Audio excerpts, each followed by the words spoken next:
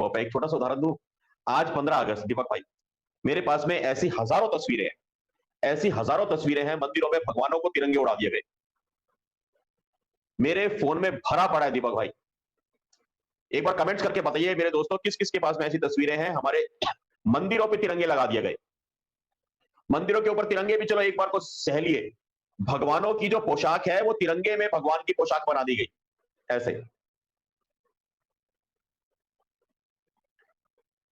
कृष्ण जी तिरंगे में लिपटे हुए, गणेश जी तिरंगे में लिपटे हुए, भगवान श्री राम तिरंगे में लपेट दिए, है ना संदीप राठौड़। और किस किस के पास में है मंदिरों के ऊपर तिरंगे लहराते हुए? चलो, सनातन संस्कृति आपकी स्टेटस में आई है, ओके, है ना। उसके बाद में दीपक भाई कुछ लोग नीचे मैसेज लिख के भेज रहे थे, आराम से पीजिए, आराम से पीजिए, गले को सेक मिलेगी गर्म पानी, आराम से पीजिए, बोल रहा हूं तब तक। नीचे ये मैसेज लिख के, चंचल प्रजापति जी आपके पास, केतन जी, ठीक है ना, आइए आप सबके पास में, नरेंद्र स्वामी जी ग्रुप में आए हैं, भगवानों की तिरंगों में फोटो, आइए ना। दीपक भाई मंदिरों पे तिरंगे लहरा रहे हैं और नीचे मैसेज पता क्या लिख के भेज रहे हैं? देखो, हमने 15 अगस्त पे अपने हर मंदिर पे तिरंगा लगा दिया, क्या किसी और ने अपनी अपनी इबादत गाह पे, अपने चर्च पे तिरंगा लगाया? तो मैंने कहा भाई पागल के बच्चों, तुम्हें किसने कहा था? किसी पंडित जी ने कहा है? तुम्हें किसी शंकराचार्य ने बोला? तुम्हें किसी महामंडलेश्वर ने बोला? तुम्हें बोला किसने मंदिर पे तिरंगा लगाओ?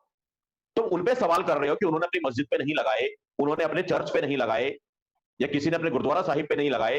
तो कीड़ा तुम्हारे स्थान विशेष में बिलबिलाता है ना, कीड़ा तुम्हारे अंदर हलचल करता है। तो तुम्हें किसने कहा कि मंदिर से भगवा उतारो, तिरंगा लगा दो? तुम्हें यही नहीं पता भगवा क्या है, तिरंगा क्या है? भगवा ध्वज का अपना स्थान है दीपक भाई, तिरंगे का अपना महत्व है। मैं तिरंगे की शान में कोई गुस्ताखी नहीं कर रहा, मेरा दिल भी तिरंगे के लिए उतना ही धड़कता है जितना किसी भी हिंदुस्तानी का धड़केगा, जितना किसी भी सनातनी का धड़केगा। मेरे मन में भी तिरंगे के प्रति उतना ही सम्मान है। लेकिन ये अपना समाज कह रहे जी हमने मंदिर पे तिरंगा लगाया, अब्दुल ने क्यों नहीं लगाया? भाई अब्दुल समझदार है, अब्दुल को पता है उसकी मस्जिद पे क्या कौन सा झंडा लगना चाहिए। हमारे करतार सिंह जी समझदार है, उनको पता है उनके गुरुद्वारा साहिब पे क्या लगना चाहिए। हमारा पीटर समझदार है, पीटर को पता है उसके यहाँ पे क्या होना चाहिए। लेकिन हमारे अमित भैया को पता नहीं, मंदिर में भगवा उतार के तिरंगा लगा रहे हैं, 15 अगस्त बना रहे हैं। और मंदिर के ऊपर छोड़ो भगवानों को, भैया तिरंगे की पोशाकी हमारे पंडित जी, हमारे पुजारी है, इनकी अकल कहां घास चरने चलेगी इन पुजारियों की भी। तो कह रहे थे मेरे को, आप माइक ऑन कीजिएगा दीपक भाई, ये वो समाज है जो ये नहीं समझ पा रहा कि भगवा उतार के तिरंगा लगाना कितना बड़ा पाप है। भाई कल भगवा लड़ा है तो आज तिरंगा खड़ा है। पहले अंतर समझो, भगवे में क्या अंतर है और तिरंगे में क्या है। भाई कल भगवा लड़ा है तो आज तिरंगा खड़ा है, और कल भगवा नहीं लड़ता तो आज तिरंगा कहां से खड़ा होता? ये छत्रपति शिवाजी महाराज इन्होंने लड़ाइयां लड़ी, हमारे सांबाजी महाराज, हमारे पृथ्वीराज चौहान जी, हमारे हजारों हजार वीर बलिदानी जो भगवे को लेकर के लड़े हैं, तब जाके आज हम तिरंगे के नीचे खड़े हैं। वरना तो तभी हो गया था गजवा हिंद, वरना तभी सब कुछ खत्म हो गया था। उसके बाद बीच में अंग्रेजों का दौर आया, उसके लिए भी मैंने पूरी कविता लिखी है। उस कविता की अंतिम 4 पंक्तियां आप लोग को याद होगी, अंतिम 4 पंक्तियां बोल देता हूं कि भारत की आजादी में एक एहसान रहेगा गोरों का। 4 पंक्तियां सुन के अपना और कोई मन मत बनाइएगा, मेरी पूरी कविता आपको सुननी पड़ेगी कि मैंने अंग्रेजों की तारीफ में क्या लिखा था।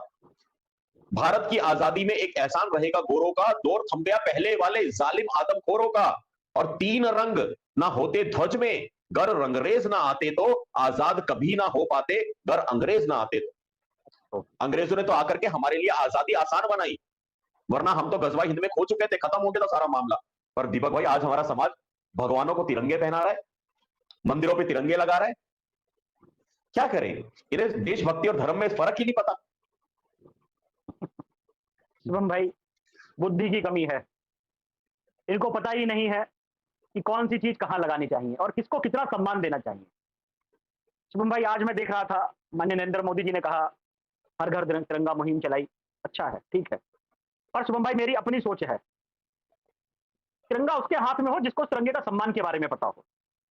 हर घर में हमने तिरंगा पकड़ा दिया, पहुंचा दिया।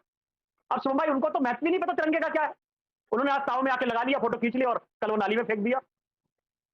सबसे पहले तिरंगे का महत्व समझाना पड़ेगा लोगों को, और उससे पहले धर्म का महत्व समझाना पड़ेगा। शुभम भाई जिस दिन हिंदू धर्म समझ गया उस दिन तिरंगा भी समझ जाएगा और सारी दुनिया समझ जाएगा। पर उसे भी धर्म का ही ज्ञान नहीं है कि मंदिरों पे क्या चीज लगनी चाहिए, हमारी देवी देवताओं की क्या पोशाक होनी चाहिए, हमारे देवी देवताओं का क्या चरित्र है, ये ही नहीं पता। जो जैसा इनको बता रहा है उस तरह ये चलते चले जा रहे हैं, भेड़ बने हुए हैं शुभम भाई, भेड़। किसी ने कह दिया कि श्याम चूड़ी बेचता था, तो चूड़ी बिकवाए चले जा रहे हैं। किसी ने कह दिया कि श्याम इस काम को करता था तो ये उसी काम को उससे करवाए चले जा रहे हैं। अपना बुद्धि विवेक नहीं लगाते कि भाई कितना कितना हम अपमान कर रहे हैं अपने देवी देवताओं का, अपने धर्म का, अपनी संस्कृति का स्वयं के हाथों से। थोड़ी सी तो बुद्धि लगाइए, थोड़ा सा सोचिए कि हम यदि धर्म का अपमान कर रहे हैं तो अपने माँ बाप का, अपनी संस्कृति का अपमान कर रहे हैं। आज हमने शुभम भाई, अभी क्रिसमस आया तो भगवान को सेंटा बनाए घुमा रहे थे, और अभी आ बताओ, गया हाँ, अब तिरंगे को भगवान को तिरंगा, हनुमान जी को तिरंगा झंडे के वस्त्र पहना दिए, इसके पहना दिए। मतलब समझ नहीं आ रहा क्या दिखाना चाह रहे हैं, हम कौन है, क्या है, हमें तो इनकी बुद्धि का नहीं पता चल रहा शुभम भाई। इनका बस चले तो ये पता नहीं क्या कर दे। और ये ठीक कहा अब्दुल पीटर करतार सिंह, उनको पता है कि हमें अपने धार्मिक स्थलों पर क्या लगाना है और हमको क्या करना है, उनको स्पष्ट पता है। हम भोले वालों को नहीं पता। उनको पता है कि यदि नूह के अंदर से, मेवात के अंदर से कोई जय श्री राम करता आएगा तो हम उनको जवाब दे देंगे। और क्या कहेंगे बाद में कि जी यहां करते जय श्री राम के नारे लगा रहे थे, क्या जरूरत थी हमारे बीच में आके जय श्री राम के नारे लगाने से? हमारे बच्चे भड़क गए, हमारे बच्चों को जोश आ गया, किसी ने कह दिया कि जी जा रहे हैं, तो इससे हमारे बच्चे भड़क गए और बच्चों के साथ हम भी भड़क गए, हमने भी हमले कर दिए। शुभम भाई, हमारा समाज कब क्यों क्यों नहीं भड़कता? हमारी तो रोकी यात्राओं पे हमले हो रहे हैं, हमारे तो घरों में घुस के लोग दूसरों के झंडे फहरा के चले जाते हैं तब।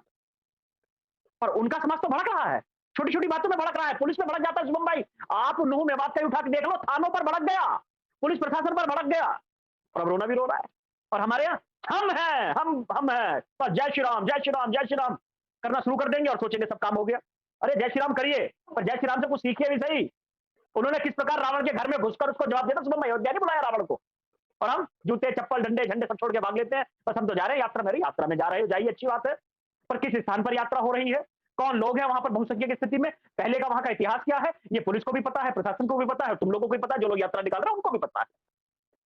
और तब भी हम बच्चों को, माताओं को, बहनों को लेके जा रहे हैं। किस लिए लेके जा रहे हैं भाई? अपमान करवाने के लिए जा रहे हैं, मरने के लिए ले जा रहे हैं बच्चों को?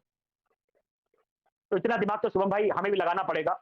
और हमारा समाज पता नहीं कौन सी भांग की गोली खाकर लेटा हुआ है मेरे भैया, इसको तो समझ ही नहीं आ रहा। मैं तो बड़ी तकलीफ हो जाती है जब इस पर चित्र देखता हूं ना मैं, कि कभी भगवान को सेंटा बना दे रहे हैं, कभी तिरंगा झंडा पहनाए घुमा रहे हैं उन्हें, कभी कभी गोद में साईं बाबा की गोद में कृष्ण जी को बैठा के उनको टहला रहे हैं। कुछ समझ में नहीं आता क्या क्या केक कटवा रहे हैं। आशा दीदी का कमेंट देखो, बिल्कुल सही लिखा है, जन्माष्टमी पे कृष्ण जी से केक कटवा रहे हैं, बिल्कुल सही लिख रही है। बताओ, ये मंदिरों में चल रहा है यार, कृष्ण जी केक काट रहे हैं। दीपक भाई आप बताओ, कहां किसका सर फोड़े यार, अपना या किसका करें? बिल्कुल, अभी जन्माष्टमी आ रही है, आप देखिए बर्थडे बनेगा, किसका कहेंगे? आ रहा है डॉन का बर्थडे, आप डॉन का बर्थडे मनाएंगे। हाँ बताओ, ये जिसने पूरे संसार को धर्म की सीख दी दीपक भाई, उसे डॉन बना दिया बर्थडे पे। जवान होगा तो छलिया बना देंगे, रसिया छलिया, क्या है दीपक भाई? पतन का कारण है शुभम भाई, और क्या है? ये विडंबना है कि वो समाज जिसका डंका कभी सारी दुनिया में बजा करता था, आज गिड़गिड़ा रहा है अपनी धार्मिक यात्राओं के लिए। और शुभम भाई मुआवजे से खुश हो रहा है, सरकारी नौकरियों से खुश हो रहा है, अपने बच्चों को मरवाकर मुआवजा मांग रहा है, सरकारी नौकरी मांग रहा है, और उससे प्रसन्न हो रहा है कि हाँ ठीक है। शुभम भाई मातम का बदला केवल मातम होता है और कोई दूसरा नहीं होता। पर आज हमारा समाज तो केवल बस लगा हुआ है, ठीक है, ठीक है, ठीक है, ठीक है भाई, एक नौकरी मिल गई, 1 करोड़ रुपए 50 लाख मिल गए, भाई छुट्टी, जो चला गया, फूल माला लगा के घर में उसकी तस्वीर को याद रखेंगे, साल में एक बार उसके नाम का चाट पकौड़े टिक्की खिला देंगे, श्राद्ध बना देंगे, खेल खत्म और अपना काम हो गया। बस ये चल रहा है शुभम भाई। सही कह रहे हैं दीपक भाई, सही कह रहे हैं। आइए कुछ कमेंट्स लेते हैं, आपसे कुछ दिल की बातें करते हैं, आज के लाइव को विराम देंगे। आज के लाइव का पहला कंट्रीब्यूशन किया है कविता सनातन जी ने।